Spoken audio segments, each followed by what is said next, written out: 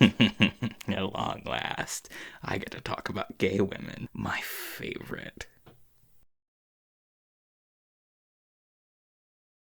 Ever since I became a fan of Demon Girl Next Door in 2023, it's been one of my favorite series of all time. And since the beginning, I've held the headcanon that Momo and Shamiko would end up together. As does most of the fanbase. But this series isn't exactly sold as a Yuri romance. Most of the people I've spoken to just see that as a headcanon. And in the past, I've gone as far as to think this series is gay bait. And maybe it is. But at the very least, I'm certain that the author intends for Momo and Shamiko to end up together. How can I be so sure, you ask? Stick around and find out, silly. It's simple. You just need to seduce Momo Chiyoda. Seduce her? There's a lot of scenes in this series where something surprisingly gay is said. Not in an I like women kind of way, just inviting speculation. On multiple occasions, Mikan suggests that Shamiko's taking Momo on a date. Out of nowhere, Lilith told Shamiko to seduce Momo. Shamiko gets tempted to pull a string on Momo's outfit in hopes that her skirt falls off. Shamiko asks to rub Momo's bare tummy. Momo asks Shamiko's drunken mom about battle clothes, and she suggests adult undies. It's a long list, and I'm certain mine's not complete. This is just the stuff that my fellow fans brought up. But there's two particular scenes I'd like to talk about. Sure. Don't you have a better reply than that? The first picture should be special. I want it to be you two together. Okay, say cheese.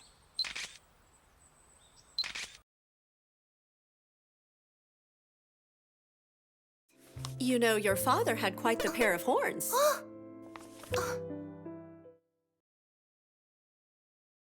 In the list of attempts to tell the viewer that Shamiko and Momo might be more than roommates, this is one of my very favorites. The photo that Ryo took of them, well, it's just like the photo of Shamiko's parents. Of course, these photos aren't identical. Shamiko and Seiko's poses don't match, and the photos are generally more unalike in the manga. But even then, for me, I still think this is intended. And how cute it is, right? I love it, personally. I even made a wallpaper of it a few years back. This next one's arguably a spoiler for the end of Volume 5, which is post-anime at the moment, so please skip to the timecode on screen if you'd like to avoid that. Even if you hadn't used that power on me, I still would have ended up liking you. You work hard, you're fun to watch, you're cute. And your actions, you've made people happier. I don't think that's wrong. I won't let anyone say that it is, either. This is such a sweet page. Sure, Momo backpedals immediately, but the column's title is Become a Magical Girl Who Can Share Her Feelings. And look at her face as she does it. 1,000,000%, she's just embarrassed and being tsundere. But that said, this line is definitely up to interpretation. Having checked the Japanese, it's not that much clearer over there. Momo says ski, which in this context is nearly functionally identical to like.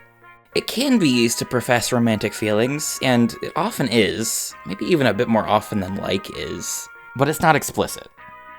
And even if it was, one could still argue that it's not romantic love, rather it's the sort of love you would have for a friend. That is to say, it's leaning this way, but things have gone further in this direction without canon romance. It really is up to your interpretation. But that said, I think the romantic interpretation is intended on some level. Because remember that big old list of gay scenes? To me, it seems really clear that the author is intentionally inviting gay speculation. Especially when Mikan assumes that Shamiko's taking Momo on a date. Like, come on. All you had in your fridge aside from the Hamburg steak were wieners and plain bread. A diet like that isn't healthy, even if you do live all by yourself. When I first watched the scene in episode 12 where Shamiko proposes that Momo become her vassal, I thought that it was literally code for them dating. Of course, it wasn't, but maybe there was something to that. At the start of the series, Momo was a wreck. She ate nothing but garbage and couldn't cook to save her life. She seemingly didn't have a single friend around to talk to, and her search for her sister was at a dead end. In all honesty, she didn't really have much to live for. But then Shamiko showed up. Now, Momo gets home-cooked meals. She lives next door to two of her best friends, and she's finally got a new lead on finding Sakura Chiyoda. Shamiko changed Momo's life, all while being a helpless little goober. Despite her guilt for what happened to Shamiko's father, Momo needs her. I think Momo would do whatever she could not to lose Shamiko. And Shamiko, meanwhile, well, she's suffering from the effects of her family's curse. She can't fight. She couldn't even begin to defend herself if she was in danger. With what's coming for them after the events of Volume 6, I think it's fair to say that Shamiko needs Momo, too. The Demon Girl Next Door is a series about a demon girl and a magical girl that depend on each other, and how their lives were improved by each other's presence. So what are a magical girl and a demon girl that need each other to do, if not secure their connection to each other somehow? At the end of the second manga volume, or the first season of the anime, Shamiko proposes that Momo become her vassal, to stop fighting alone, to turn to the dark side, becoming a demon girl like Shamiko. Doing so would bind them together with magic, most likely permanently, and yet, Momo is open to the idea. And why? So that Shamiko won't abandon her. I don't need bonuses like 3 meals and a nap a day. Just promise me you won't disappear, Sure. regardless of whatever I do from now on or whatever I've done in the past. Will you stay by my side? I swear on the box of my father. That's great. Becoming Shamiko's vassal would mean making a magical contract with her. And in this universe's magic system, such a contract is as good as being blood-related.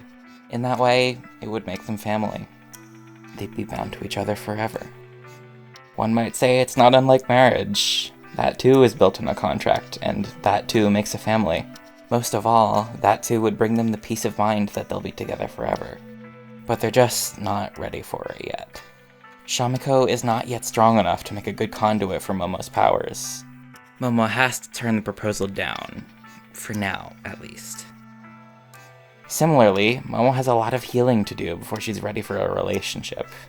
Again though, that's only a for now. They're both helping each other to improve. Shamiko is getting stronger, and Momo is healing. Someday soon, I think... well, you can guess what I think will happen. And later on, in Volume 3, or the first half of Season 2, Momo accepts the deadly risk of potentially permanently becoming Shamiko's vassal and losing most of her magic just to save Shamiko. Wanting to find and recover my sister's core, plus protecting the city and everything else, I'm not giving up on any of that. But I have something that's more precious to me right now, so I'll do whatever I can.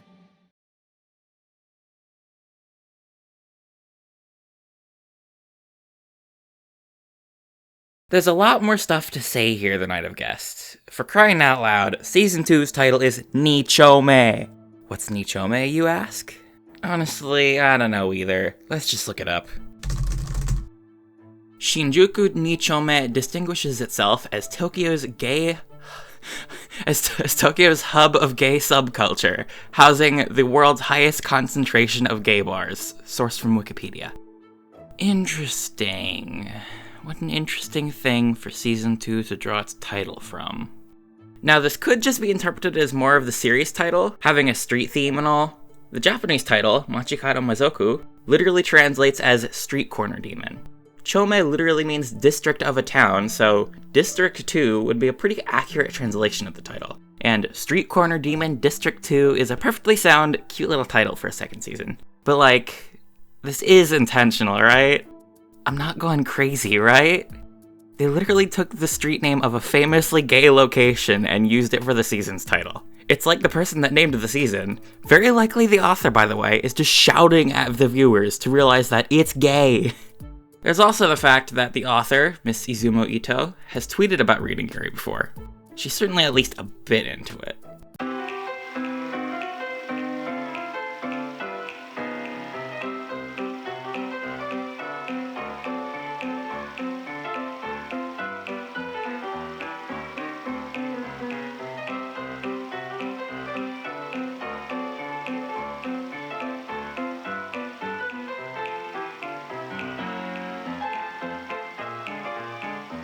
But my smoking gun has yet to fire. So if you're big on Yuri history, you might recognize the name Nobuko Yoshiya. If not, the short version is that she was, and I quote, a pioneer in Japanese lesbian literature. She also had a wife named Chiyo Monma. See where I'm going with this? Now, don't these names seem awfully familiar? I can't quite I'm not doing this. It's Shami Momo. Yeah, the names Yuko Yoshida and Momo Chiyoda seem to be based on those of an important lesbian couple in media history. But finally, I just want to point out how perfect it would be if the series truly will take a gay turn. A demon girl and a magical girl, born to be rivals but falling in love instead. It's just too perfect. It would be so gosh darn cute. I need it. I need it. I need it. I need it. I need it. I need it. I need it. Oh yeah, and this is official promo art. The text here literally calls their outfits wedding dresses. Don't give up, Shamiko. Realize your feelings and make that magical girl yours. If you still don't believe that any of this is hinting at future events, I don't know what to tell you. It seems pretty cut and dry to me. The evidence that these two little goobers will end up together is pretty overwhelming, and I'm all for it. Especially that names thing. If you haven't figured it out yet, that's what convinced me that Miss Izumo Ito has gay plans for the series' future. And that's why they're totally roommates, guys, I swear.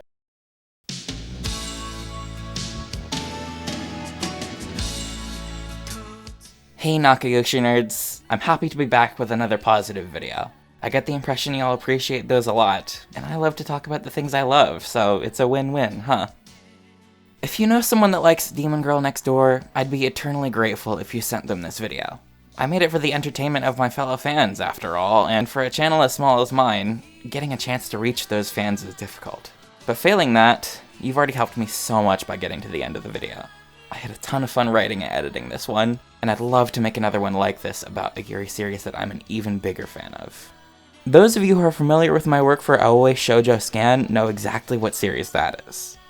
But for the rest of you, I'll leave it at that. I hope to see you soon. Oh, and I don't know why I never bothered to mention this before, but I have a Discord server. It predates my first video here. If you want in, the link's on the channel page. See ya.